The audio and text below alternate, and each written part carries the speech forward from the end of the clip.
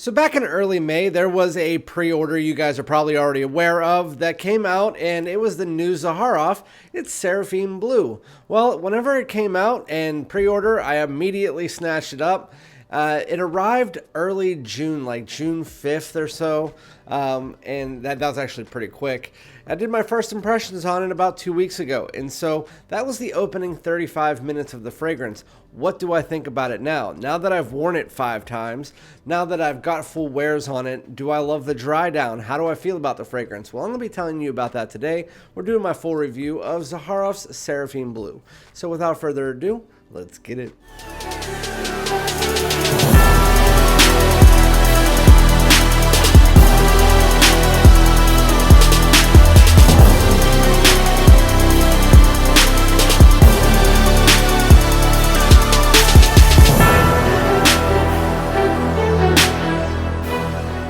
What's good, my great smelling dudes? Welcome back to my channel. My name is Randy, aka FragranceDoud. Thank you guys so much for stopping by to watch another full review of a brand new release fragrance here in 2024.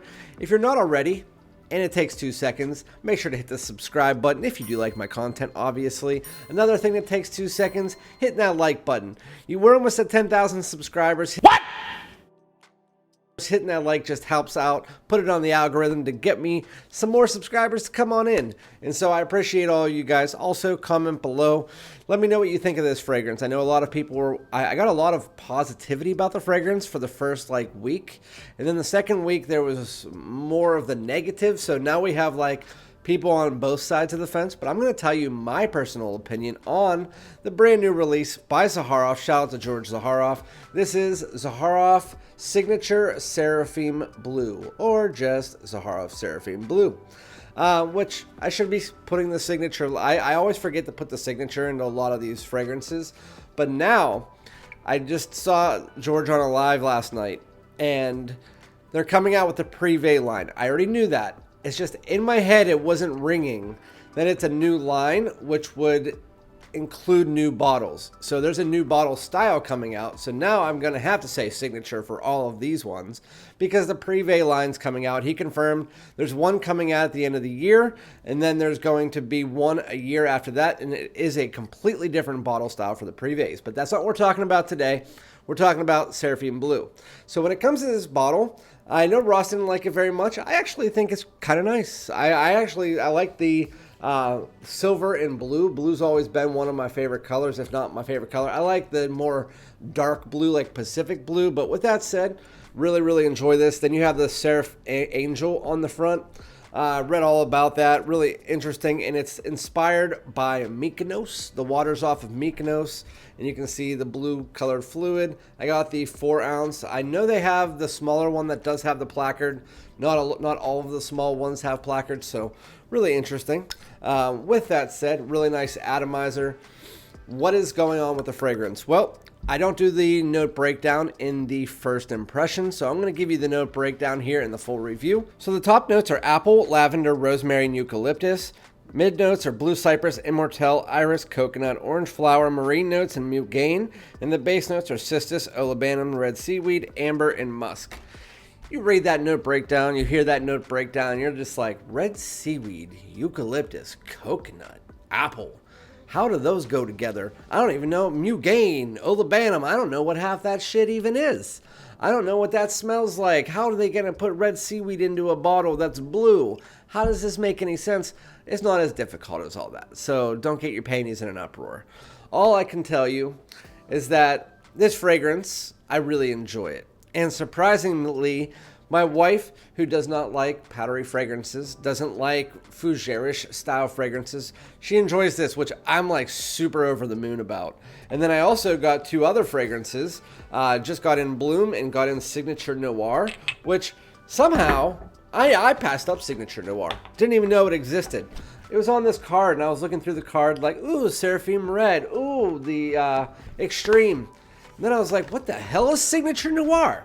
I don't know how I passed it up over all this time of having so many Zaharoffs. I don't know how I passed it up, but I saw it. We got it. We got that. I'm going to do a video on that another time, as well as my top 10 Zaharoffs now that I have Bloom and Seraphim Blue. With that said, we're talking about Seraphim Blue. I keep getting off damn topic. So Seraphim Blue, it opens up. It has this minty eucalyptus, which again, a lot of people call it like a blue fragrance. I don't really find it too blue, at least until you get to the point where you have that lavender pulling in. I understand some of the notes in there, like the eucalyptus and all that stuff, can be construed one way or the other. It could be blue, it could be green, it could be whatever it is. But to me, it doesn't come off like a full blue fragrance. It's kind of like a mix between a blue and a green and a fougere. It's kind of like the best of both worlds, in my opinion. So again, it opens up. It has that minty eucalyptus. It's like 80% that. It's very nice, very fresh, very high quality. Obviously, it's Zaharoff. They use Mon as their oils and very high quality.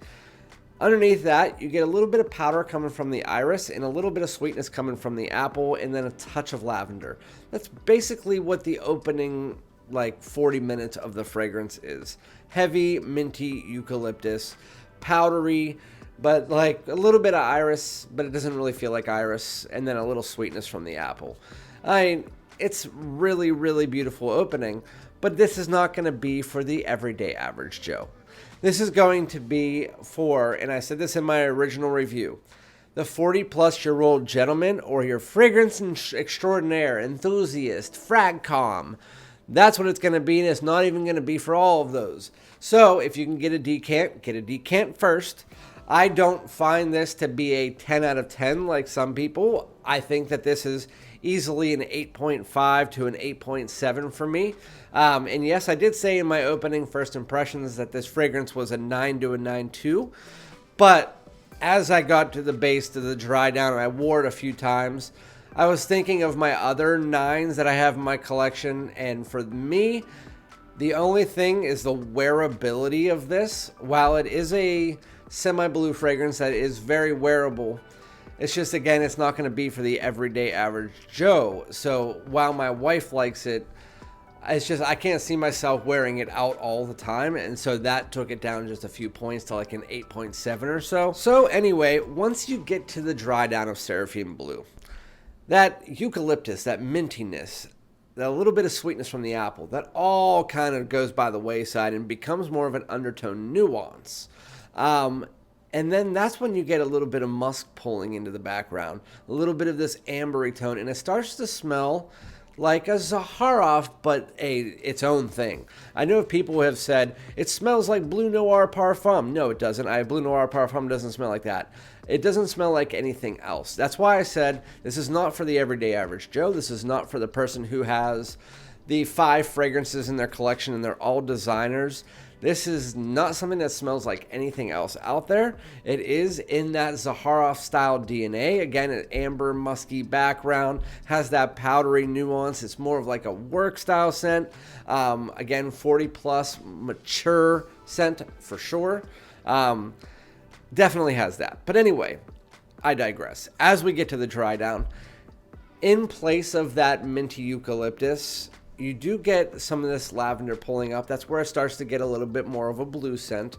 And I know the term blue scent just means like mass appeal. You get the aromatics, and so technically that's when the aromatics really start to come in. That's where it gets more blue. And then you have that mixed together with some coconut, which does not come across very prominent. I've heard a lot of people say they get a ton of coconut. I can't deal with it.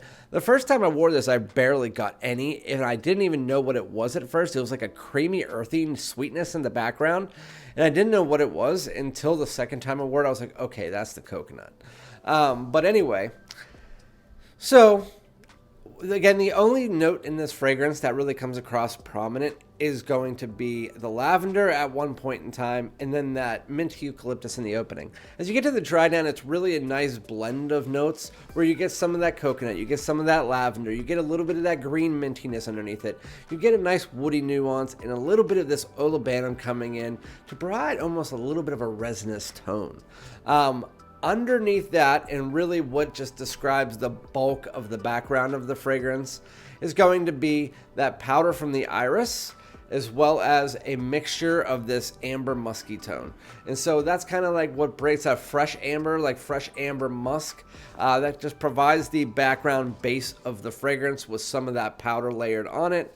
And then the rest of the fragrance has a woody nuance with some lavender and a little bit of that Cistus olivana mixture. Has a little bit of a resinous vibe, but it's not too deep. It's, again, right in the middle. Again, this fragrance is going to be for your 40-plus-year-old gentleman. It's going to be for your fragrance extraordinaire. It's going to be for your fragrance enthusiast. It's going to be for a frag common. Even then, it's not going to be for all of you. That's why I do say, try this before you buy it. Seraphim Blue, for me, is a great fragrance. The opening is a 9, as the dry down is an 8, like an 8.5. So I put that together and make it like an 8.7. I think that it's a very wearable, very easy wear fragrance. I can see where so the first week people were saying, "Oh my God, this is the best fragrance of all time." I had it as a 9, like flat in my first impressions, but then I was thinking to myself, other fragrances I have as a 9. I find a little bit more wearable, so I would rather put this just a little bit further down, like an 8.7, which is still well above average. I still really like it. But then I started getting a lot of comments last week, people saying, it smells like an old man, it smells like this. I mean, that is your prerogative. It's too much coconut. That's your opinion. That's the way it comes off in your skin, and I do know that this is a skin chemistry scent. I've heard a lot of people say, it smells like this. The coconut comes off heavy. This. It's a skin chemistry scent. Try it out before you buy it, if that's what you want to do, or blind buy it if you're one of those people. But I'm just saying, it is a sick-ass bottle. It smells very clean, fresh. You go to work, you're going to smell like an elegant bar of soap, and it's fantastic. It's one of my favorite blues in my collection. It is a great staple to add to the Zaharoff line.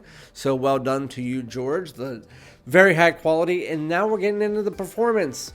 The performance of it is a Zaharoff performance. I honestly don't really feel like getting into the performance, because if you've tried any Zaharoff fragrances outside of citrine, it's really right on point with all of those. It's about 10 hours. I mean, that's what I get from the fragrance when it starts to become more of a skin scent. But even then, 10 hours plus is what I would say. On clothes, you get like 2 days.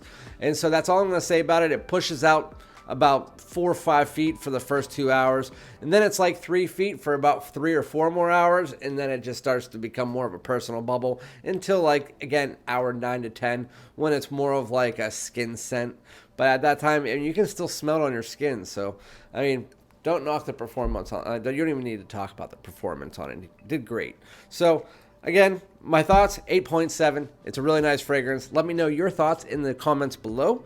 That is my thoughts. And again, come back for my Bloom. And I can tell you my number one fragrance from the House of Zaharoff has changed. But I'm going to do my review on Bloom and Signature Noir together, and then I'm going to do my top 10 Zaharoff. So, yeah, shout out to George over at Zaharoff. And, again, look forward to, they have a European release for any of the European people out there coming out in the next couple months. They have Zaharoff Signature Seraphim Red, which has pink pepper in it. Oh, I can't wait for that fragrance. And then the Privé line somewhere after that. So, yeah, thank you guys so much. I look forward to talking to you guys more about this, and I'll be back with another one.